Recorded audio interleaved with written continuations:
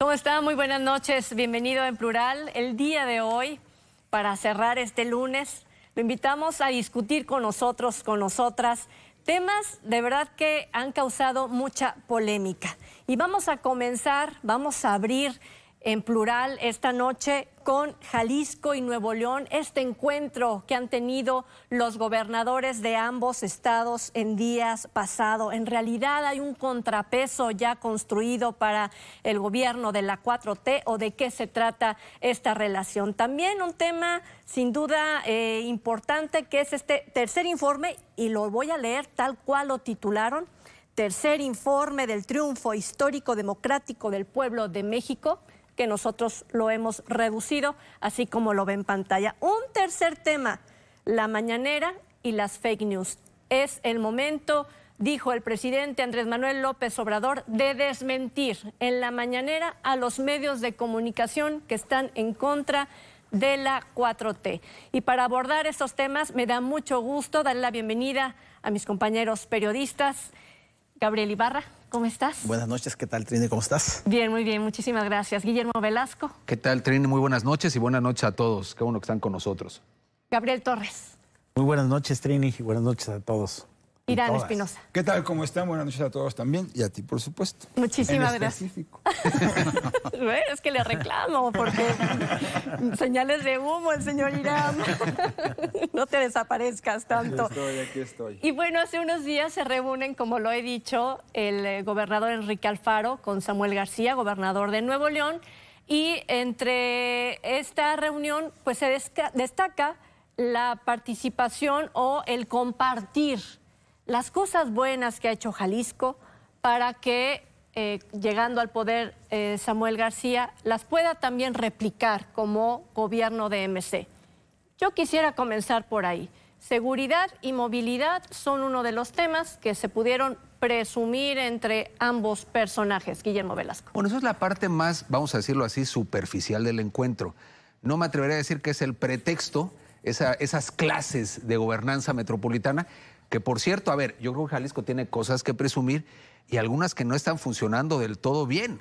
No obstante, son parte de un plan metropolitano, pero esa sería otra historia de decir: antes de dar clases tendríamos que ver cómo opera aquí el asunto. Pero en fin, en todo caso, viene el gobernador Samuel García y los alcaldes de la zona metropolitana de Monterrey manifiestan un claro espaldarazo a Enrique Alfaro, diciendo, particularmente dice Samuel García, que quieren aprender de su liderazgo y de cómo se han llevado a cabo las cosas aquí en Jalisco. Entonces, en la parte, por eso digo, más superficial, está un tema que en todo caso sería algo positivo y algo sano, el compartir buenas prácticas en materia de gobierno. Eso no es nuevo, pero me parece que es algo positivo. En segundo lugar, hablan de hacer alianza para el pacto fiscal. Y el acuerdo es, dado todo lo que aporta Nuevo León y Jalisco a la riqueza de este país, no se da un trato justo, cosa que parcialmente es cierta, y en ese sentido hablan de hacer una estrategia importante cara al pacto fiscal, que es la segunda gran parte del discurso. Pero me parece que la que no refieren es la más relevante de todas y la más importante. Pero vámonos despacio, porque luego y nos la vamos a desmenuzar las tres. Nada más la esbozo y vamos al tema, que es el eje político naranja. Hoy dice incluso Samuel García que el país se va a pintar fosfo, es decir, dando crédito, digamos, a un activo brutal de la campaña, que es su señora, su esposa. Pero lo que están diciendo es: aquí hay un nuevo polo político naranja, vamos a ver cómo funciona, pero creo que esa alianza cara al 24, con todo lo que esto pueda representar, en todo caso me parece que será políticamente lo más relevante de esta alianza de lo que hoy son dos bastiones fundamentales políticos, que es Nuevo León y Jalisco, en donde además de un proyecto político, hay un proyecto empresarial de la mano de lo político. Me parece que en todo caso, para mí es lo más relevante de la reunión. Ok, entonces igual vamos volteando el tema. ¿No habría nada que rescatar de este compartir entre estados? Yo veo la ciudad de Monterrey, por ejemplo, una ciudad mucho más avanzada en temas de infraestructura vial, por ejemplo, que la misma capital de Jalisco. Pero, Gabriel, ¿habría algo que compartir, como si Jalisco tuviera que presumirle a la capital, por ejemplo? Bueno, primeramente yo subrayaría que la visita que hace Samuel y los alcaldes electos de Nuevo León, yo lo vería como una cortesía, ¿no? Una cortesía de Samuel a Alfaro, al liderazgo de Alfaro, como pues el que le da vida a este partido Movimiento Ciudadano, y la ayuda que de alguna manera pudieron haber recibido para que ganara la elección. Y respecto a si Jalisco tiene algo que presumir o enseñarle algo a Nuevo León, pues en los principales problemas que tenemos, que es el tema de la seguridad, que es el tema de la vialidad, que es el tema del agua, pues yo creo que no. En tema de vialidad, por ejemplo, ya lo señalaste, Monterrey pues es muy superior a Guadalajara en ese sentido. La velocidad que tienes en las avenidas es mucho mayor promedio a la de aquí de la zona metropolitana. Y en el tema de la seguridad yo creo que más bien le tenemos que aprender a Nuevo León que enseñarle. Porque si un estado está en crisis de seguridad, ese es Jalisco, ¿no? Ya no hablemos del tema de los desaparecidos, de las tumbas clandestinas encontradas, sino simplemente esa policía metropolitana que tanto le presumieron. ¿Conocen la policía metropolitana? ¿Alguien ha visto la policía metropolitana aquí, en esta metrópoli? Pues existe en papel esa policía metropolitana. En la realidad no existe. ¿Quién es el jefe de la policía metropolitana? ¿Quién está al frente? ¿Lo conocen ustedes? ¿Saben quién está al frente? Entonces, pues yo creo que pues esa es una ficción completa que le venden. Ahora, un punto muy importante que habría que destacar es que Monterrey y Nuevo León sí ha tenido éxito al enfrentar la violencia, los grupos criminales. Recordemos que hace algunos años, creo que fue antes, al final del gobierno anterior, cuando generaron aquella incendio en un casino donde murieron más de 50 personas, que fue cuando el grado máximo de la violencia de los Zetas. Entonces, se organizan los empresarios, se organiza la sociedad y ellos presentan una iniciativa y en cuestión de 2, 3 años lograron bajar los índices de violencia y rescataron Monterrey, la zona metropolitana la rescataron, pero ahí fue muy importante el liderazgo de los empresarios que asumieron. Entonces, yo creo que más bien Monterrey es el que debería de... Jalisco debería de ir, las autoridades de Jalisco deberían de ir a Monterrey para que vean las cosas buenas que han hecho. Entonces, yo lo veo más bien como un acto de política, de cortesía de Samuel, más allá que vengan aquí a aprender las cosas buenas que han hecho. Pues, ¿qué cosas buenas? Yo preguntaría, ¿qué cosas buenas hay de presumir de Jalisco? Si me preguntas, Trini, dime 3 cosas buenas que ha hecho Jalisco en infraestructura, en programas exitosos. Batallaría, en infraestructura batallaría. Yo creo que una que está en proceso, que es mi macrobús, ¿cómo le llaman? Mi macroperiférico, que hasta el nombre es complicado, que está en proceso, que creo va a ser la gran obra de este sexenio. Y ¿no? yo te preguntaría, Gabriel Torres, porque al momento de ver cómo están las condiciones tanto de Nuevo León como de Jalisco, ver que MC gana un estado, o sea, gana MC en este proceso electoral, Jalisco, por como haya sido, refuerza y gana en el estado, se posiciona muy bien, reafirma su presencia como haya sido. Y si esta situación pudiera ser el despertar, el comenzar el camino para el 2024, y vemos 2 figuras ahí muy importantes, Samuel García y Enrique Alfaro, por supuesto, para encabezar este movimiento contra la 4T en vista o ya viendo, por supuesto, el 2024. Bueno, efectivamente das en la clave. Yo creo que la visita tiene que ver con un proyecto político, no, le pueden poner como justificación del viaje que vinieron a compartir experiencias de gobierno. Yo creo que lo que vienen es a reconocer que efectivamente, porque eso es incuestionable, en Jalisco está el bastión de la dirigencia de MC. Primero porque en Monterrey ganaron ningún distrito de mayoría, O sea, MC no ganó ningún distrito de mayoría, ganó solo 5 alcaldías, por supuesto la joya de la corona en Monterrey con Donaldo Colosio, y ganó la candidatura a gobernador. Pero caray, MC prácticamente nace como fuerza política real con incidencia en Jalisco. El dirigente nacional de MC, el dirigente formal de MC es Clemente Castañeda y es de aquí de Jalisco, senador por Jalisco, y el dirigente moral, no formal, pero moral, real, pues es Enrique Alfaro, ¿no? Entonces yo creo que la visita corresponde fundamentalmente a ese reconocimiento, es una manera de cuadrarse ante el jefe político del partido que les prestó el membrete para ganar, porque estamos de acuerdo que ni Samuel se creó en las filas de MC, ni tampoco Luis Donaldo Colosio se creó en las filas de Movimiento Ciudadano. No obstante, acabo de ver una encuesta postelectoral que coloca ya a Colosio como alcalde de Monterrey ya en el tercer sitio como aspirante a la presidencia, como candidato a la presidencia por MC, es decir, podría ser un plan C ya en este momento, sin empezar a gobernar, solamente por el nombre y por el municipio que ya gobierna. Ahora, ¿qué significa para quien nos está viendo la reunión de 2 mandatarios de estas características? Bueno, primero te estamos hablando de el alcalde de Nuevo León, perdón, el gobernador de Nuevo León, que representa, esa entidad federativa aporta al Producto Interno Bruto el 7.8 respecto de la totalidad de los estados del país. Solo ese estado aporta el 7.8. ¿Y qué lugar tiene en el PIB nacional? El tercero. Está después de la Ciudad de México, que cuenta ahora ya como gobierno estatal. Después del el Estado de México está Nuevo León.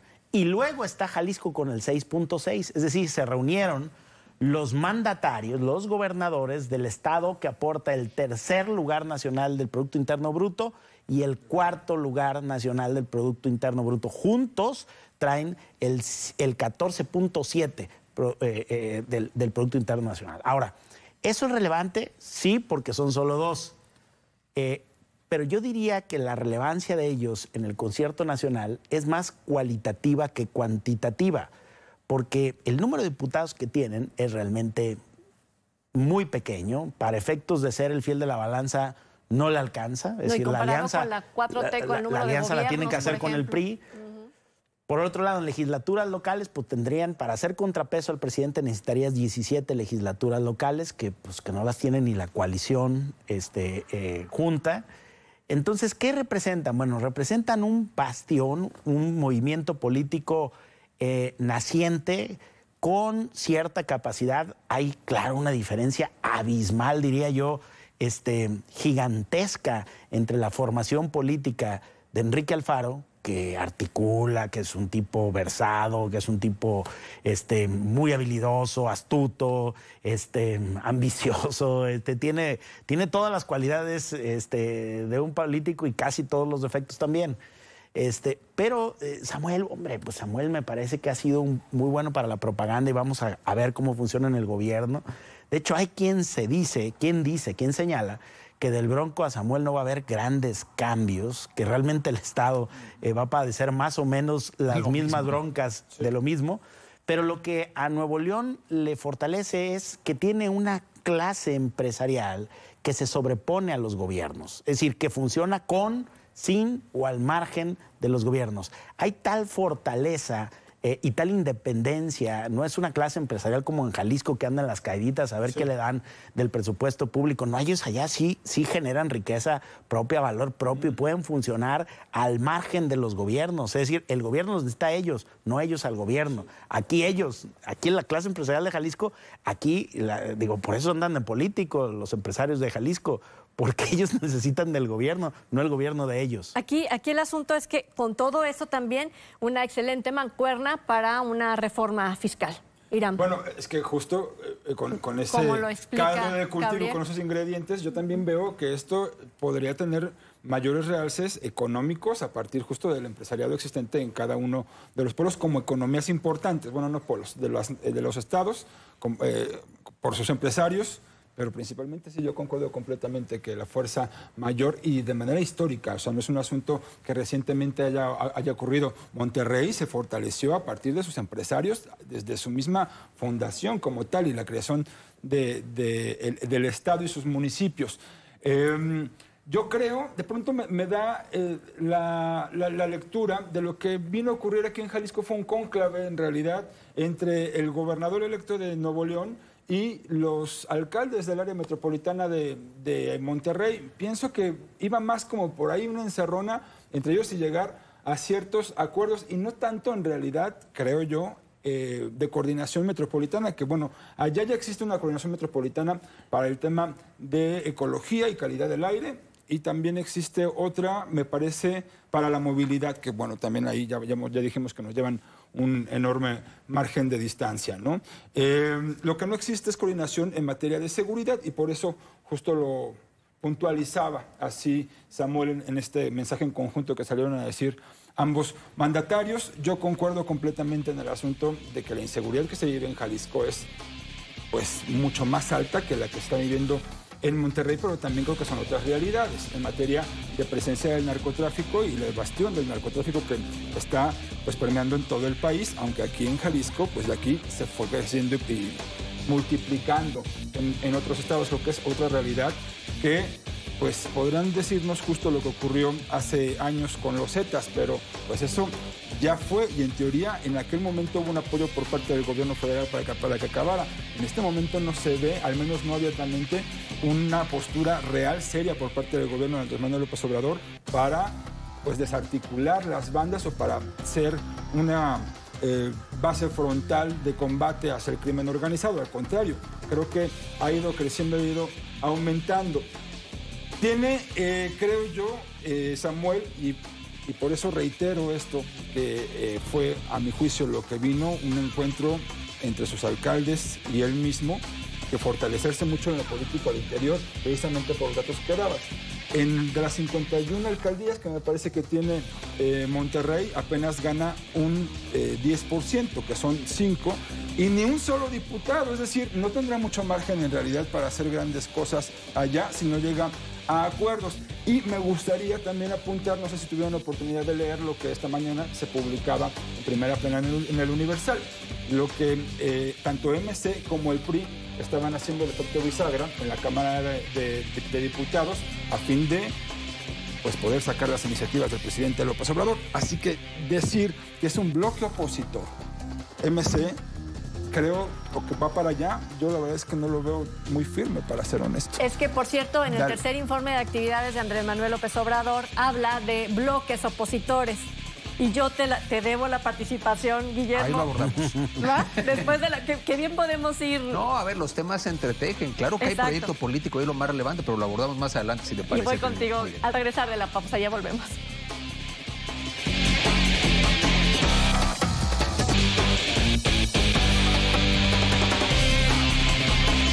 Bueno, y prometí darle la voz a Guillermo Velasco, precisamente tocando el tema del tercer informe de actividades. Andrés Manuel López Obrador mencionó que hay un grupo opositor que se ha pues abierto hacia la opinión pública, que nos podemos dar cuenta de su existencia de manera franca y clara, y dice que lo va a respetar.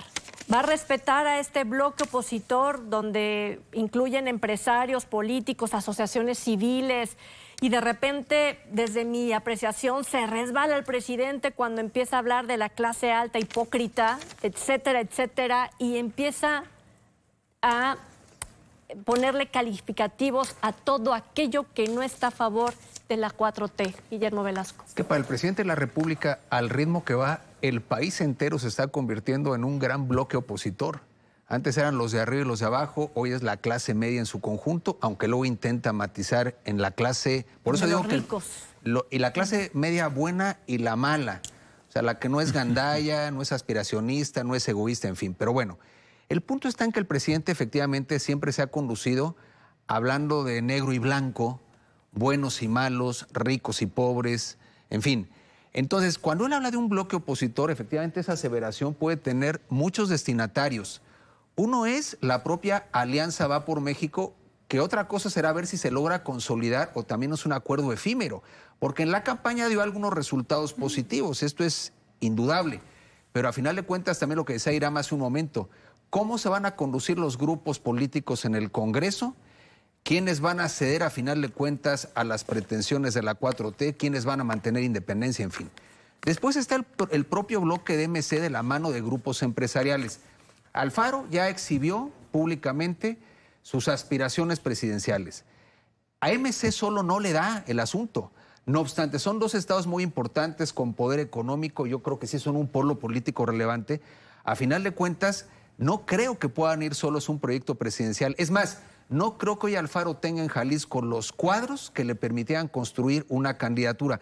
Por lo tanto, llama la atención hoy la cercanía con el gobierno de Nuevo León, también hoy, digamos, otro bastión naranja. Pero al final de la historia, ¿cómo van a consolidar? ¿Con quién se van a aliar? La alianza a la que le dio la espalda Alfaro en un momento determinado, ¿lo recibirá en el 24? Es decir, ¿podrá ser un candidato de la alianza también o en alianza con el PAN? Y luego también, y con esto termino, en política todo puede ser muy cambiante. Hoy efectivamente, como lo decía Gabriel Torres hace un momento, indiscutiblemente el jefe moral, por así decirlo, de MC es Alfaro. Y es la figura a la que viene en este encuentro a rendirle tributo, gratitud por el apoyo, que me parece que fue más allá del apoyo moral, lo que vimos en la campaña de Nuevo León. Pero también es cierto que los políticos se van creciendo con el paso del tiempo. Samuel con una frivolidad que no tiene límites, pero bueno, en la propaganda podrá crecer. Otra cosa es efectivamente cómo les va a ir a las personas allá con ese esquema de gobierno. Luis Donaldo Colosio, con el apellido que lleva, con lo estructurado que es y además con lo que puede representar una alianza con cierto sector del PRI, puede ser un personaje que crezca más rápido de lo que imaginamos y que efectivamente después ya no quede bien claro a quién va a respaldar ese bloque naranja. Porque efectivamente hoy están los competidores aparentemente muy aliados en torno a la figura de Enrique Alfaro, pero eso también al paso del tiempo puede cambiar. Entonces va a ser interesante qué se va consolidando en México como la opción más fuerte y más sólida de oposición al presidente de la República. Porque una cosa es el discurso de López Obrador, que ya empieza a señalar, a estigmatizar, a polarizar, porque es la estrategia que él está poniendo sobre la mesa.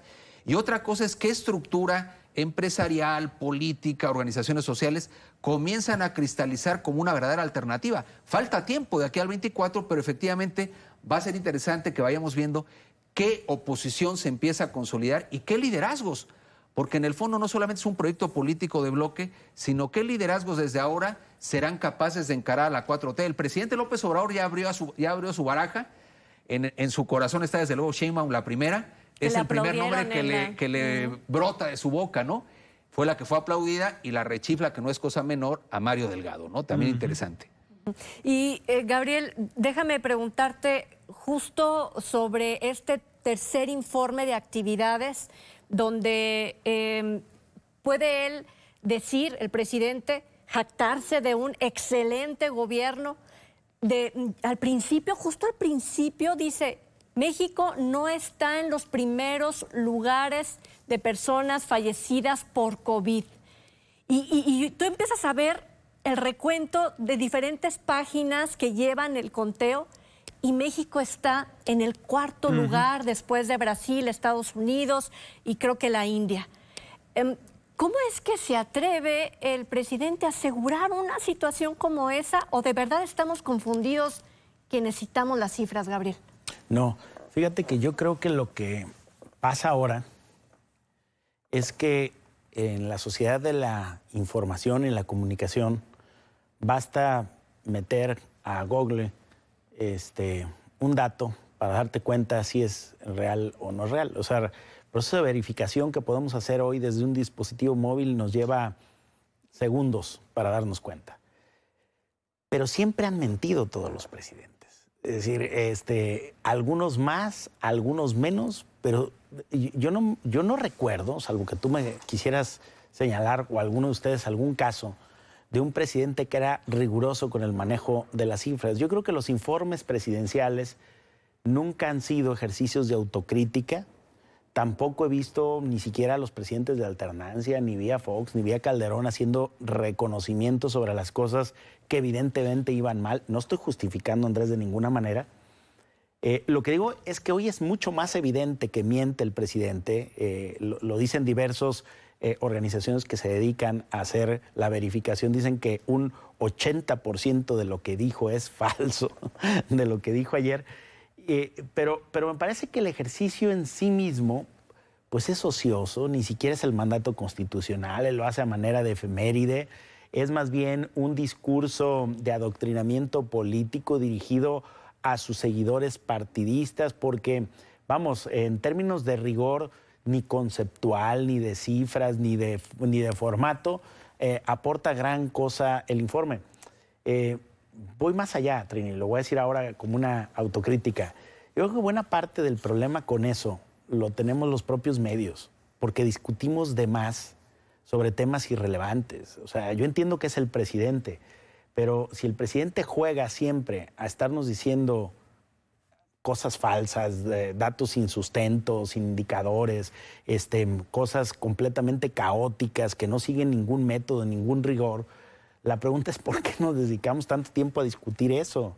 Yo creo que los periodistas y los medios deberíamos de estar discutiendo los indicadores reales de la información que sí es oficial y no dedicándole tiempo de más a la difusión porque el presidente en realidad nos marca agenda, pero nos marca agenda porque nosotros entramos a discutir tonterías que me parece que deben verse como eso, pero como parte de la doctrina política de un presidente que le habla a seguidores y no a la población en general, y mucho menos a los medios, especialmente no le habla a los medios porque los medios verifican. Entonces, pero él necesita un sparring, necesita una contraparte, necesita un malo en la película, y luego, al ponernos a discutir con él y a nosotros decirle que lo que está diciendo está equivocado y es falso, nos convertimos en eso que él quiere que seamos. Finalmente terminamos jugando el rol que él se ha imaginado en su construcción discursiva. Pero fíjate, dices algo que es la clave. En el primer tema, lo importante no era los servicios ni de transporte, ni de seguridad, ni de agua, que supuestamente de manera disfrazada colocaron como tema importante en la reunión de los gobernadores de Jalisco y Nuevo León. Ahora decimos que este tercer informe tampoco tiene que ver con una realidad de México, ¿no? No tiene que ver con lo que está sucediendo. Es su idea de lo que pasó, la suya. Entonces, ¿qué pasa? Tú dices algo muy importante. ¿Qué pasa entonces con el ciudadano y la ciudadana que necesita saber cómo está su país? ¿En qué condición nos encontramos? ¿Quién tiene la verdad? ¿Hacia dónde me voy a guiar? ¿Cómo voy a decidir o tomar decisiones como quien habita este país? ¿Cómo le hacemos, Gabriel? Bueno, es que eso no les importa. A los que mandan eso no les importa. En el caso del presidente, él impone agenda. O sea, lo que hace con las mañaneras es imponer una agenda. Se le arrebató a Televisa las entrevistas que hacía Loret cuando estaba en Televisa, que era el que empezaba a marcar agenda de muy temprano. ¿Qué hace el presidente? Pues que marca agenda y selecciona una serie de temas. No sé, esta semana van a ser 2 temas o este mes van a ser estos temas. La fuga de gas en el... Y empieza con el avión. Yo creo que el avión es paradigmático. No, Tocayo, es que es el avión. Le da el avión a todo el mundo con eso. Le da el avión. De manera permanente. Y la verdad, yo creo que hasta se burla de nosotros. Porque pues, lo llegamos a tocar aquí en este espacio, lo llegamos a tocar el tema del avión. Y yo les decía, es ocioso discutir el avión, porque el presidente está marcando agenda, genera cortinas de humo para desviar la atención de los verdaderos temas que vive el país y que no se avanza. Y entonces, como dice mi tocayo, nosotros los periodistas, los comunicadores, tenemos mucha culpa porque los temas que él sube, empezamos a discutirlos, cuando en realidad de 10 temas, 1 o 2 son realmente los que le interesan a él y sobre los que va a trabajar. A ver, pero en verdad, del tercer informe de actividades del presidente Andrés Manuel López Obrador, ¿qué rescatas, Gabriel? Mira, pero es que ni siquiera es el tercer informe de actividades. Es que no es informe. Es la coyuntura de su victoria. De entrada no es informe. Es el décimo, para empezar, es el 10º informe, ¿no? Porque cada 3 meses... Parcial. Cada 3 meses presenta un informe, entonces sería el 10º. No, mira, yo lo veo en como una posición ideológica de él para satanizar a sus enemigos, los conservadores. Eso lo estuvo señalando, incluso a la alianza la encuadra como, y a medios de comunicación los encuadra, no me acuerdo si la clase media también la maneja ahí, pero sí insistió más, creo que el punto que más insistió fue en sus enemigos, los conservadores, enemigos de la transformación de México que él impulsa. Y que él es muy respetuoso, que es un demócrata, que es un respetuoso a la libertad de expresión, que no va a reprimir, no va a limitar a nadie, que diga lo que considere, pero él tiene la responsabilidad de informar a los mexicanos. Y en ese sentido, bueno, sí soltó algunos datos, ¿no? Sobre la situación, por ejemplo, cómo viene la economía, qué se espera para la economía este año. Él dice pues que sería un crecimiento del 6%. Habla también de la recuperación de la economía mexicana, que habla de las reservas también, de que las reservas aumentaron de 173.775 millones de dólares que tenía México cuando él llega, van 192.886 millones de dólares, que ha crecido 20.000 millones. O sea, que él ha respetado esos puntos que considera importantes. Habla de la cuestión de la vacunación, que son 57 millones de dosis de vacunas las que se han aplicado, de que el 35% de la población mayor de 18 años ya está vacunada, dice cuando menos con una dosis. Pero, y habla de la seguridad, por ejemplo, y ahí es donde viene la manipulación, las estadísticas que dan la seguridad. Yo te voy a decir una frase y ahí, porque a mí me llamó la atención, dijo, no ha habido asaltos a comercios, así lo dijo. Bueno, claro.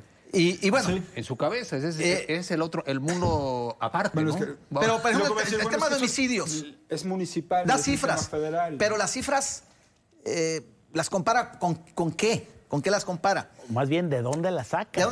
Los homicidios, por ejemplo, dice que han disminuido un 2%. Un 2%, pero no dice, no da las estadísticas. O sea, y que el 26% roba casa de habitación, y que el 14% si él señalara que en el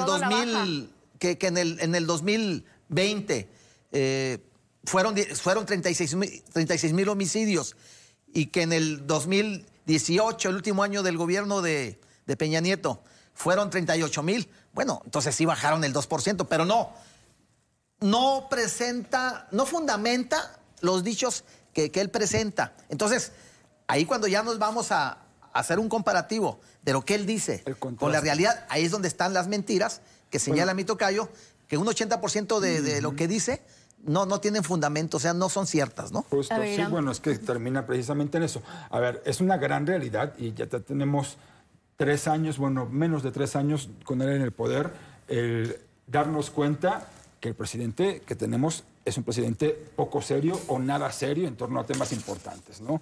Finalmente, no olvidemos cómo es que se da esta popularidad que llevó al triunfo del presidente López Obrador. Si bien él estaba buscándola desde el 2012, cuando estaba, digamos, con los... 2012, no, 2006, perdón, cuando estaba, digamos, más pegada a la función que tuvo en aquel momento como jefe de gobierno de la Ciudad de México, y luego vino todo este asunto con Vicente Fox, que le dio cierta importancia aún mayor a nivel nacional, o vista como digamos, una opción alterna al régimen en ese momento, que era el PAN. Queda cerca, pero no lo logra. Después queda ya más lejos del ganador en la elección del 2012, ahora sí, Peña Nieto. Y luego vinieron toda la serie de corruptelas por parte del propio gabinete de Enrique Peña Nieto, y bueno, finalmente hasta su esposa involucrada en algunas de ellas. Lo que ocurrió en el 2018 fue voto de castigo, de ahí la enorme diferencia que tuvo con las otras opciones, que ya estaban de verdad los partidos como tal muy, muy quemados, y se da cuenta que eso le sigue funcionando y no hace más que abonar esa base harta de lo establecido. Y en lo establecido también están los medios de comunicación tradicional. Yo concuerdo completamente en lo que dice Gabriel Torres, que se comete un error por parte de los medios de comunicación, pero por otro lado, me refiero en cuanto a difundir y estar dándole... Pendiente de su estar agenda. pendiente de... Pero no puedes evitar mencionar que el presidente miente con ciertos datos. Es decir, el hecho de que un presidente mienta todos los días de forma sistemática o minimiza los problemas con ciertos carcajadillas o chistes a modo, pues me parece que también resulta nota, porque es el mandatario de un país. Ahora, que se le dedique mucho tiempo a eso... Sí, pero ahora se habían imaginado más. que iba a decir que en las pasadas elecciones se consolidó el sistema democrático, cuando aquí en esta mesa muchos habíamos dicho que el señor iba a decir que esto iba a ser un fraude total, y él dijo no, se refrendó el sistema democrático en las pasadas elecciones. ¿Qué les parece si nos vamos a la pausa y regresamos con eso y más todavía aquí en Plural? Esta sí, yo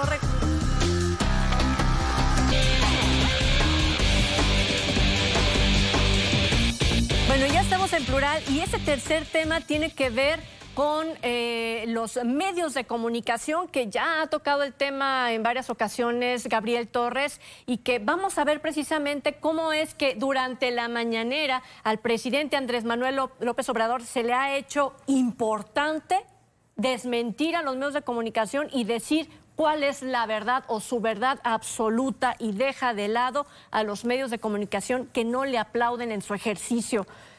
Guillermo. A ver, es parte de la estrategia de polarización.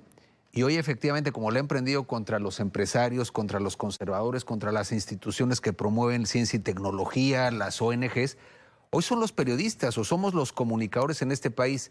¿Por qué? Porque efectivamente él logra con esto que haya confrontación. Y él vive en un escenario de confrontación permanente. En segundo lugar, que también ya se señalaba, el presidente de la República tiene la mejor palestra, tiene el púlpito mañanero que no lo tiene ningún comunicador en este país. Entonces, es una guerra que no es, por llamarla de alguna manera, que no es igual, es completamente asimétrico.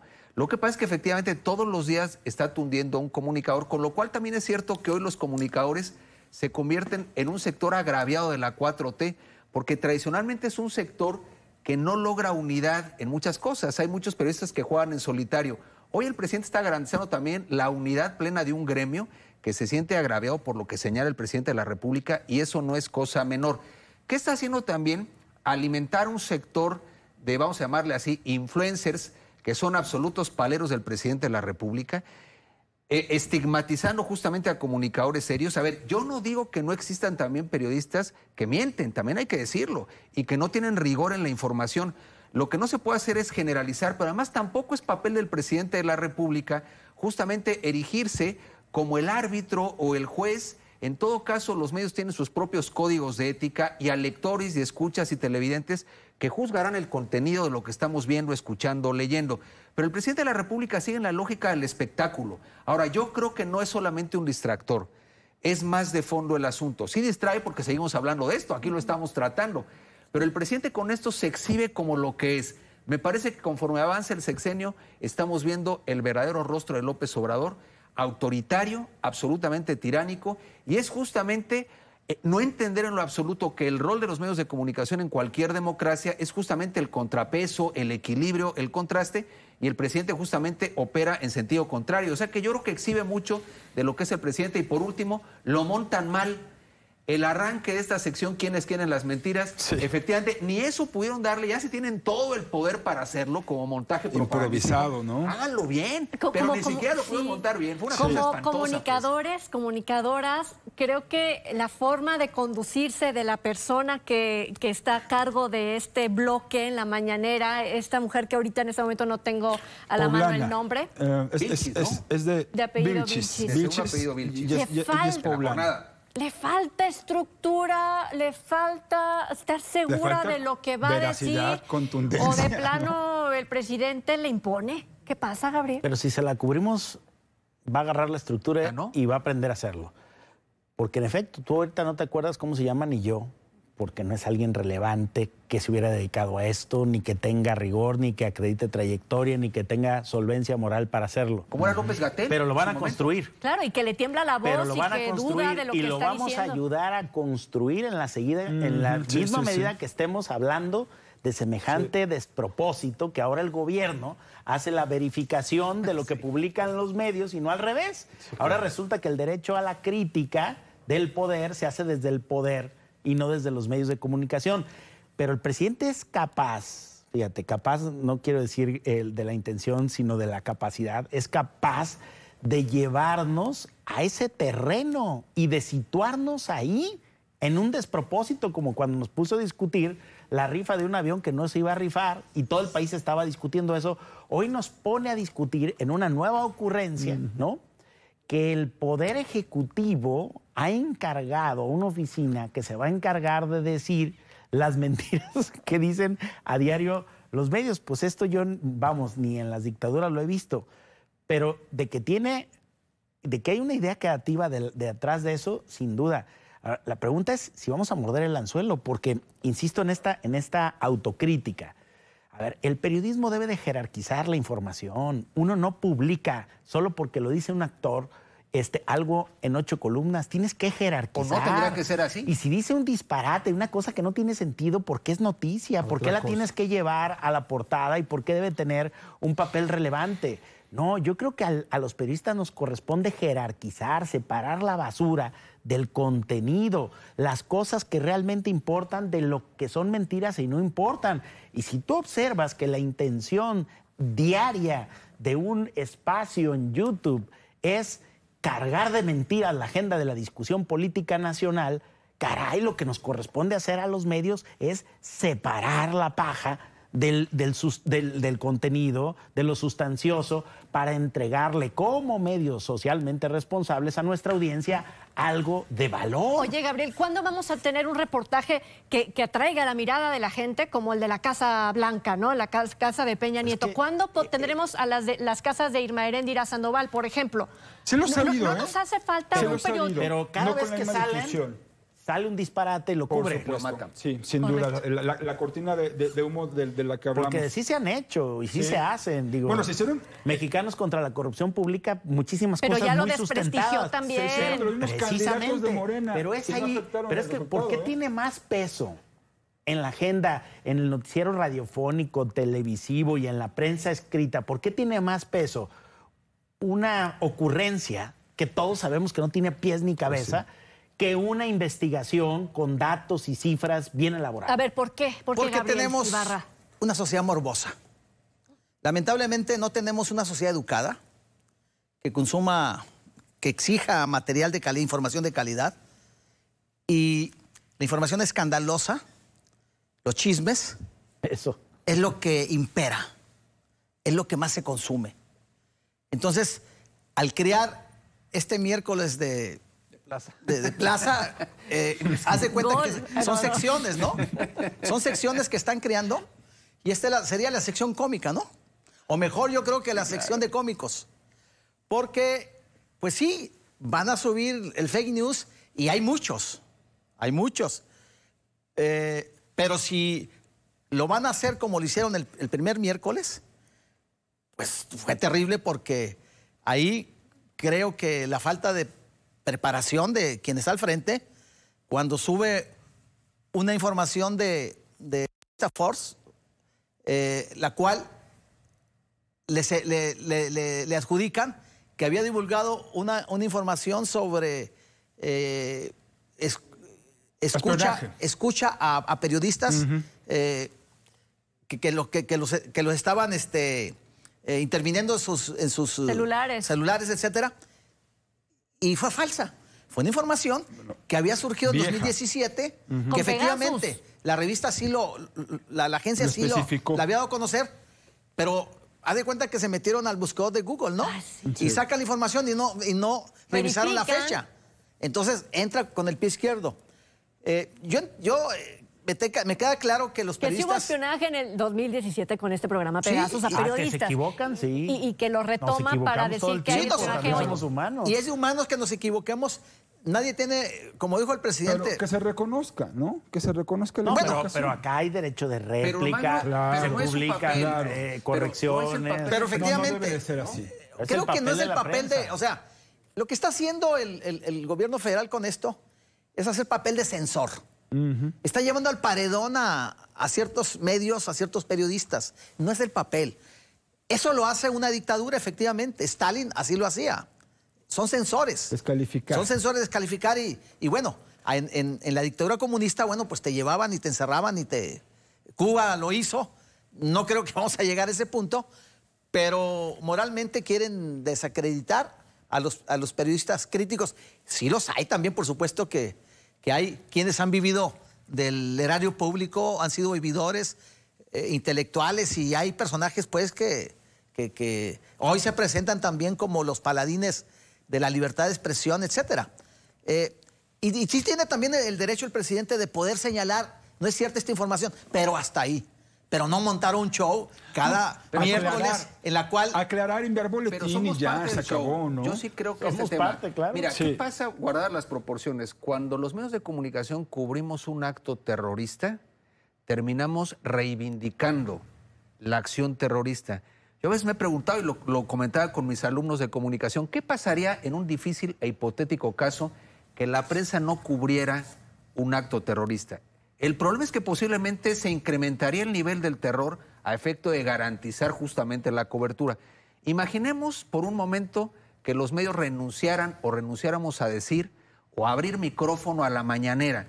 El presidente se tendría que quedar con sus niños cantores, con los influenciadores, pseudoperiodistas, lo digo con todo respeto que ahí están muchos de ellos, pero la verdad es que parece como imposible por esa seducción que hay, porque el morbo no solamente es de la gente, también de los periodistas. O sea, a final de cuentas también eso obliga, yo creo que es muy pertinente esta visión autocrítica, a qué clase de periodismo estamos ejerciendo. Porque si efectivamente le damos vuelo al chisme, pues evidentemente no nos la vamos a querer perder cada mañana por todo lo que da de gasolina para decir 1000 barbaridades. Pero ojo, hay un componente también peligroso, hoy lo decía también los dirigentes de la Sociedad Interamericana de Prensa, que es cuando se estigmatiza hacia comunicadores, eso puede acabar incluso en violencia contra periodistas. Él está llevando al paredón, como dice Gabriel, a la picota a comunicadores que en un esquema de polarización los está señalando como enemigos, no de la 4T, prácticamente como enemigos del país. Sí. Y esto me parece que es un riesgo muy importante que también es atribuirle al presidente de la República. Artículo 19 dice que del 2000 a la fecha son 140 periodistas asesinados aquí en nuestro país. Sabemos que México no es un lugar seguro desde hace muchos años para el ejercicio del periodismo y con esto se va a incrementar aún más. El asunto es que está el periodismo pagando las omisiones y los errores del pasado en este momento y lo tiene que pagar así como lo está haciendo. No, yo creo que vamos a tener que aprender a hacer periodismo nuevamente con personajes como Trump, personajes como Andrés Manuel López Obrador y personajes como Enrique Alfaro. Porque también el de aquí le gusta salir a regañar a los medios y a corregir la plana y a aventarte el caballo y a agredir, porque, vamos, eso, ay, ¿qué ocurre?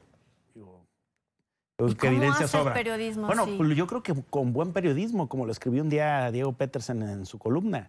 Es decir, al periodista le toca indagar, le toca criticar, le toca señalar y no tiene por qué ser contraparte del poder. La contraparte del poder debe ser los partidos de oposición.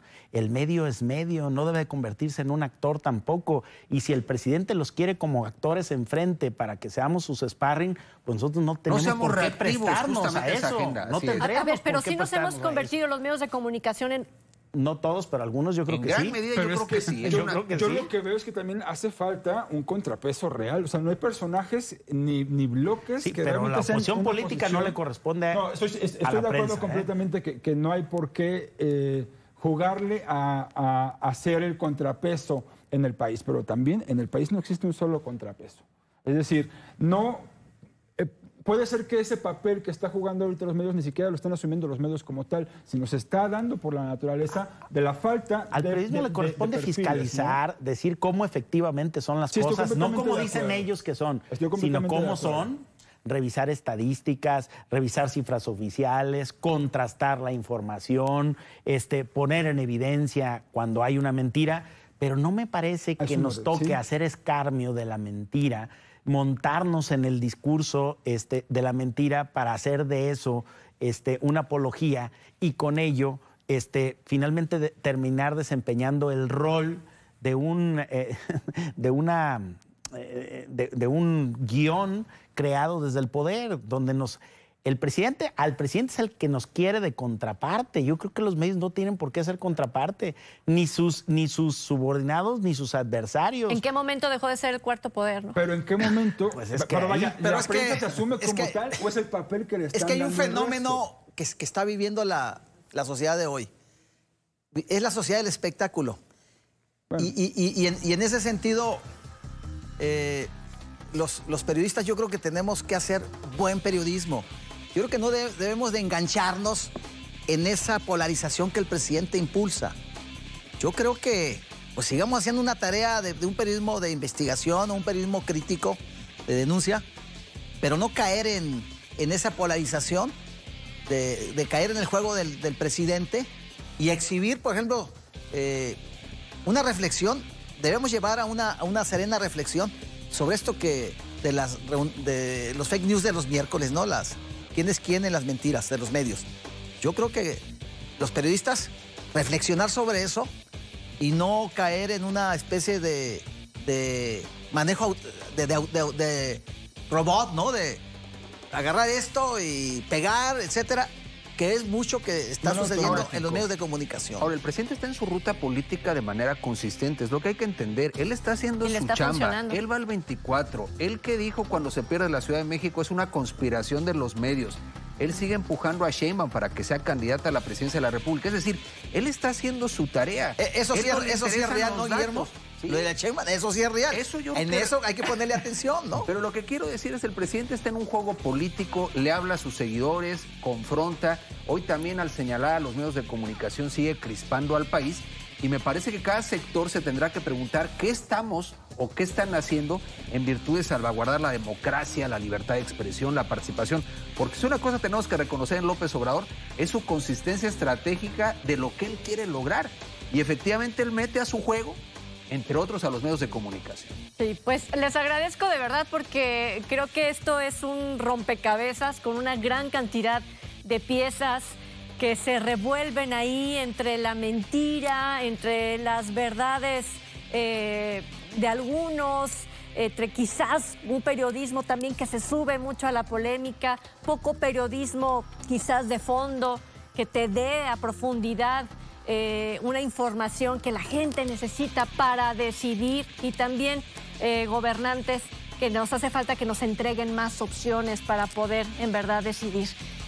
Complicado, creo que el programa de hoy lo puedo resumir en una serie de juego de mentiras y creo que no podemos caer en ellas. Así que les agradezco mucho, Gabriel Ibarra, y a seguir trabajando, por supuesto, Guillermo Velasco. Gracias, Trini, gracias y buenas noches a todos. Gabriel Torres, gracias. Buenas noches. Irán, Buenas noches. en contacto, así Me da como suena el gusto. celular.